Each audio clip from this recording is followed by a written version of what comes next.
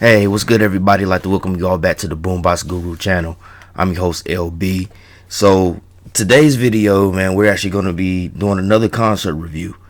Me and some friends, we had the pleasure of actually getting to see Metallica yesterday on May the 31st, 2025, on their M72 World Tour, man. They came to Charlotte, North Carolina, to the Bank of America Stadium, man. And they also had Suicidal Tendencies and Pantera on the bill. You know, the reunited Pantera with Phil Anselmo, Rex Brown, and of course Charlie Benante of Anthrax, and Zakk Wylde on guitar. You know, basically a tribute.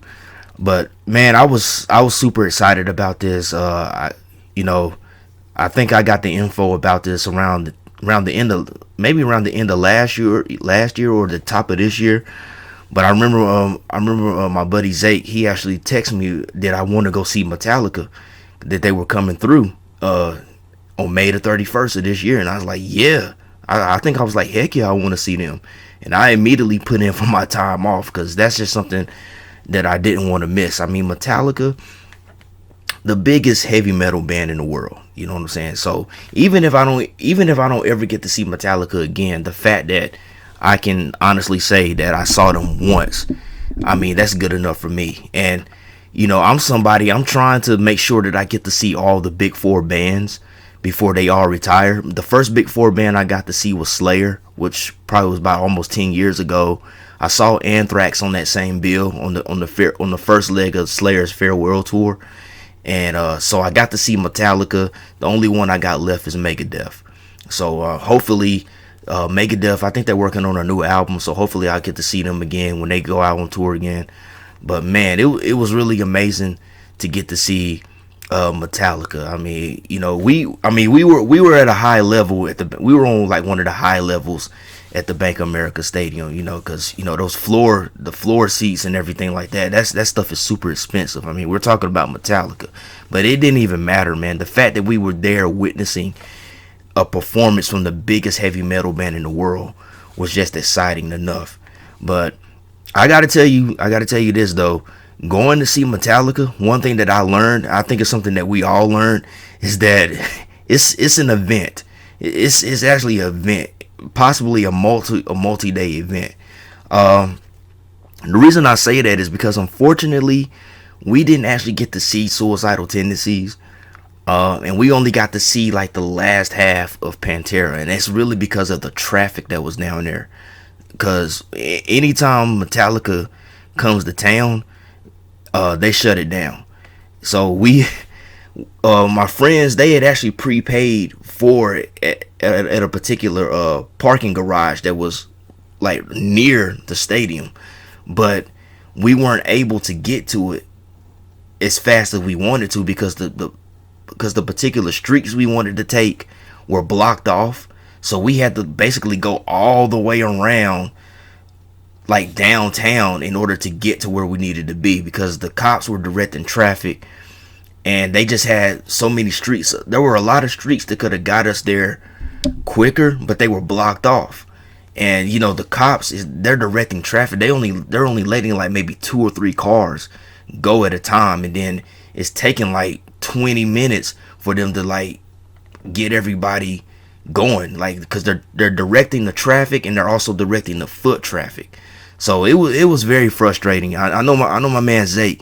You know, I was sitting right there beside him on the passenger side of the car, man, and you know his parents and his wife were in the back seat, and he was getting very frustrated, man. I can only imagine because he was the one that was driving. I can only imagine the frustration that he was dealing with because we really wanted to get to the show on time and see all the bands because that's what we paid for. But it didn't work out that way. But hopefully, Suicidal Tendencies will get to come back to Charlotte again. And to tell you the truth, I'm really not all that disappointed that I didn't get to see them because honestly, I would much rather see them at like a smaller venue, something like the Pavilion or even the Fillmore. I would really like to. I much prefer those types of venues anyway, because you know, especially the Fillmore, because it's like you're much. It's just a much more personal experience with the bands and so forth because they're right there in front of you. You know what I mean? So I would much rather see like suicidal tendencies in those type of venues anyway. I wasn't. We got to see Pantera. We got to see them perform, I think, the last 4 songs. By the time we got to the stadium, they were already on stage. I don't know how many songs they had ran through by the time we got to the parking garage, but I could faintly hear them. I could tell it was Phil Anselmo on vocals, so I was like, okay, Pantera's on. And by the time we got inside the stadium and we're trying to find our section, I know they were performing "I'm Broken," but we got to hear them perform the last 4 songs. They did "Walk," they did "Effing Hostile," they did "Cowboys from Hell." That was the closing track, and it was another song. I can't think of the 4th song that they did. It slips my mind. I know it's a track that I know, but I just can't think of it right now. But we did get to see the last 4 songs that they did. But I don't know. It was cool. I wasn't really tripping about Pantera. And that's just my own personal thing. Me personally, I just feel kind of weird about that. Even though I never got a chance to see Pantera with Dimebag Darrell and Vinnie Paul, because I was a little kid when Pantera was really active. And of course, I didn't really get into the band until, unfortunately, when Dimebag his untimely murder that took place. That was really what really put them on my radar when I was a young kid. But I wasn't really tripping about it. It's just my own personal opinion. It's just a little weird because Dimebag and Vinnie Paul, they were such a huge part of that band, and I don't know. It's just a little weird to me because you hear those songs, but it's like, man, I mean, Dimebag's not there, neither is Vinny, but it is what it is. That's just my own personal take. A lot of people were excited to see them, which is cool. Zakk Wylde was up there playing, and from what I could hear, he was doing a real good job doing justice to Dimebag's riffs, Dimebag style. Because I know earlier on when they reunited, there was a lot of criticism about him being too much like Zakk Wylde while playing Dom's parts. But what I can tell, he was staying pretty true to Dom's parts. And Charlie Benante of Anthrax, he was doing a great job on the drums for what I could hear. He sounded good. And of course, Phil and Rex sounded awesome. Phil still got his voice. He still sound awesome. So now that I think about it, now that I'm talking about it, you know what? Honestly, I think I would have much preferred to seen their full performance to really be a better judge of it, to be honest with you. So, I kind of take back what I said earlier about it being weird. I mean, yeah, I would have enjoyed it. It would have been much better if Vinny and Dom were still here, but unfortunately they're not. But yeah, we got to see the last 4 songs, and that was pretty cool. But to tell you the truth, man, I was really super excited to see Metallica. That was just me. I was really super excited to see them because they're the biggest heavy metal band in the world. And, say what you want to about how their music is currently and so forth. At the end of the day, they're one of the most impactful and most influential heavy metal bands of all time. So the fact that we all had that opportunity to witness this band that's done so much for heavy metal and music in general, it was really amazing to me, and if I felt fortunate to be able to witness that. All around, man, Metallica, they put on a great show in my opinion. Come on, Metallica, they really do it up big. The monitoring system, the lighting, the pyrotechnics, everything, like the videos and the clips that were playing on the monitors, it was all amazing. James Hetfield, I gotta say, he sounds really good. Because I know there was a time before I saw them live personally where I would watch live performances, and James, I don't know, he just wasn't singing those classic songs right. I don't know, he just sounded too much like Load and Black Album era. But I can tell you by his performance that I saw Saturday, vocally, James, he's kind of gotten back that balance of having like a little melody to his sound, but also having a little bit of a bite and aggression, especially when it comes to singing the classic songs. He's found a good balance, so he sounded really great. Kurt Kurt sounded pretty good. I mean, they opened up with Creeping Death, which I thought was really cool. Kurt sounded pretty good, but I mean, there were some moments on certain songs where I kind of felt like Kurt was a little bit off his game. It sounded like he was missing notes and stuff like that. But all around, later on in the show, he improved. He got better. And you know, of course, Rob was out there doing his thing. He sounded really good on the bass. You know, his bass was really hitting, really providing a real good rhythm section. And of course, Lars doing his thing on the drums. My buddy Zay pointed out to me when we was leaving that I didn't really pay attention to this, but Lars's drum set is not what it used to be. It's really kind of shrunken down to a basic drum set, and it's no secret that Lars really doesn't play, or he can't play a lot of the songs that the band used to play back in the day. And you could argue it could be because of his age, or it could be because the fact that Lars really didn't, he really can't play those songs no more because he doesn't know how. Because I don't know, somewhere along the line when the band blew up and got really popular and really famous and really rich, he kind of just decided that he didn't need to practice and keep up his drumming chops no more. But it could be argued whether that's why his drum set is down to being kind of basic, man. But you know, In the Round was really cool. Watching them from my seat, it was really cool to see that whole view of the round and everything like that. That's probably the best thing about us being up top, was seeing that whole full view of everything that was happening, man, and seeing how, like, I think Lars had like four or five different drum sets that were coming up in the risers on different parts of the stadium. And of course they had these mics set up on different sections for James to go up to and perform. So they did a real good job in making sure they hit every like angle of the stadium, every part of the stadium. They made sure to hit every part of that stadium and connect with all the crowds. You know, they didn't stick to just one part. They did a good job at making sure they hit all the crowd. I'm trying to think. I would probably say my favorite performance, and this might sound weird because the song that they performed is not exactly one of my favorite Metallica songs, but I actually liked the Nothing Else Matters performance. And the reason why is because when they was performing the song, it almost felt like it was almost gonna rain. It kind of rained a little bit, because I thought we was gonna get like a kind of a steady rain coming down, but it didn't. By the time the song really came in, the rain kind of blew away. But there was some trickles of rain coming down, and it just seemed to be the perfect time for that to happen. And then everybody kind of lifted up their cell phones and turned on their flashlights, and the whole stadium just lit up with people's flashlights on their phones, and it was really cool. I actually had to take a video of that and go live on my Facebook, because I was like, man, this is this is not one of my favorite Metallica songs, but man, this just the whole experience of hearing this live and everything that's happened with the audience, I gotta capture this. So I did do that.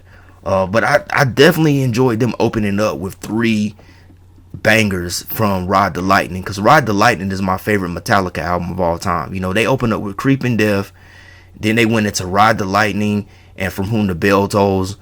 I thought that was, so they came out swinging, because I wasn't sure if they was gonna. We was kind of guessing what they were gonna open up with. I was thinking maybe Hit the Lights or something. I think I even said Enter Sandman, but they don't. That's not the song they usually open up with. That's the song they close with. But yeah, but my buddy Zay, he guessed it right with Creeping Death and From Whom the Bell Tolls, and Ride the Lightning. But that was cool. They opened up with those three tracks, which are probably my 3 favorite from that album. But most of the set list tended to focus a lot on, like, well, maybe not a lot. I would say they managed to hit a lot of the big hits. Like, they opened up with those 3 Thrash Scorchers, and then I think they went to The Memory Remains.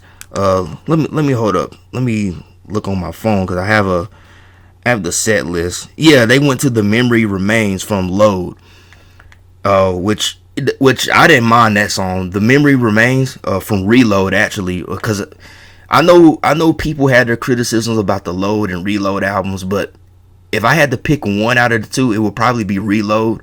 I tend to like that album a lot better. I always thought that Reload was a bit better than Load, but they hit the Memory Remains, which was cool with me because that's actually one of my favorites from Reload. Then they went into two songs from the recent album, 72 Seasons, Luxie Turner and Screaming Suicide. Luxie Turner, man, I actually kind of liked that song when they first dropped the video for it. Screaming Suicide, it was a cool song. It was heavy, a lot of great riffs and guitar solos and so forth. But I'm just not all that familiar with that track because I haven't really listened to the 72 Seasons album, honestly. Then Rob and Kirk, I guess you could say they had like sort of like an intermission where James and Lars took a bit of a break or something. They performed like some instrumentals, Devil's Lettuce, Broken, Beaten and Scarred. Then they went into The Day That Never Comes, which is a track from Death Magnetic. Yeah, that's a track from Death Magnetic. That's still kind of more of a slower song right there. Then they went into Fuel off of Reload. They did like 2 tracks off of Reload. I actually like Fuel. I know a lot of people didn't like that track, but I thought Fuel was actually a great track from Reload. I always liked the James's performance on that track where he says "Give me fuel, give me fire," like this, like the speed in which he says that hook and stuff like that. I always thought that song was really cool. Then they performed Orion from Master of Puppets, which is something that they do all the time because that instrumental, they now dedicate that to Cliff Burton. That's a dedication that they do to Cliff Burton. Then they went into Nothing Else Matters, like I just explained. That was probably my favorite performance, man, because of how the crowd reacted to it and everything. I just thought that was a real cool experience. Sad But True. Yeah, I almost forgot about Sad But True. Yeah, they did that one. That was a good number. Yeah, which I've always kind of liked the Sad But True off the Black Album anyway. But it was really dope to hear that song live as well. Everybody was into that track. Everybody sung along to that. Everybody sung it word for word. Then they went into One off of Injustice for All, and One that was the only track that they did from Injustice because they don't really perform a lot of the songs from Injustice live anymore. I don't think they've done a lot of those songs live fully since 1989 because Justice was such a very technical and progressive album, and I think the tour that they did for Justice was so draining for them that they said, we're never freaking performing these songs live ever again. So I think One is really about the only track from that album that they perform live these days. And then they did Seek and Destroy, which is the only song from Kill 'Em All that they performed. They did a real great performance of that one. Everybody was into that. James really dug the crowd reaction from that. He even talked about how, because he did the Seek part and let the crowd go and destroy, and he talked about how that just never gets old for him to hear the crowd respond to him like that during that song. And then they did Master of Puppets, which at one point I didn't even think they was gonna do Master of Puppets, man. I was like, dang, they not gonna do Master of Puppets, especially after they got such a huge spike in popularity from I can't even think of the name of that show, Stranger Things. That one season of Stranger Things, like one of the main characters of that season performed the song, and they got a huge spike in popularity. But yeah, they did Master of Puppets, and then they ended it with Enter Sandman, which I think is the song that they usually end their shows with, is Enter Sandman. But all around, I think it was a really good performance. Honestly, I was hoping that they would do Hit the Lights. I was wanting to hear that, and I also wanted to hear Battery from Master of Puppets. Battery, I would say that's probably my favorite song from Master of Puppets. I really like Battery. I was hoping to hear those songs, but no, they didn't do those, and who knows why they didn't do it. I mean, Hit the Lights, I know that probably like 10 years ago maybe.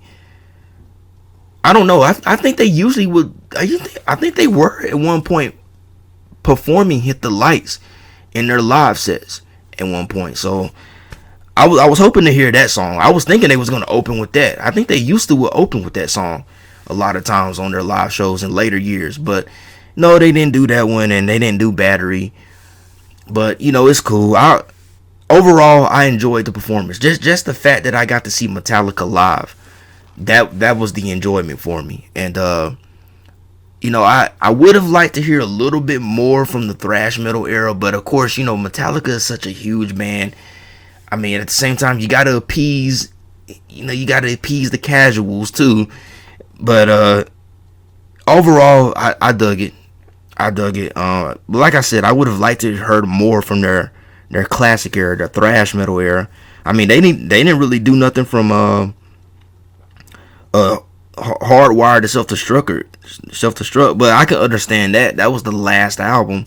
So, you want to throw some songs in from the new album. I mean, I get it. When it comes to these set lists, you got a new album out, you want to make sure you tackle that and also tackle a few of the classics and the hits too. So I think overall Metallica had a pretty solid set list. I think they had a pretty solid and safe set list that they managed to kind of hit all the marks for like the thrash era fans, and then maybe the people that got into them through the Black Album and Reload and Load eras and so forth. I think it was a pretty solid kind of safe set list that kind of they managed to cater to all different types of fans that they have. You know what I'm saying? So it was pretty cool. But one thing I will say that I've learned from this is that if you're gonna go see Metallica and they come to your town, it's definitely something that you gotta plan and really plan in advance. Cause like I said, man. Well, before I go into that, I will say that in spite of the frustration of us being stuck in that congestion of traffic trying to get to the venue, one of the things that I really dug while sitting in traffic was the droves of people that I seen walking to the show. That was cool. Like, there was droves of people walking around with Metallica shirts on heading to the show. I thought that was really amazing to see. So many heavy metal fans doing that. That was really cool, and to see a heavy metal band have such an impact like that on music culture, I thought that was cool.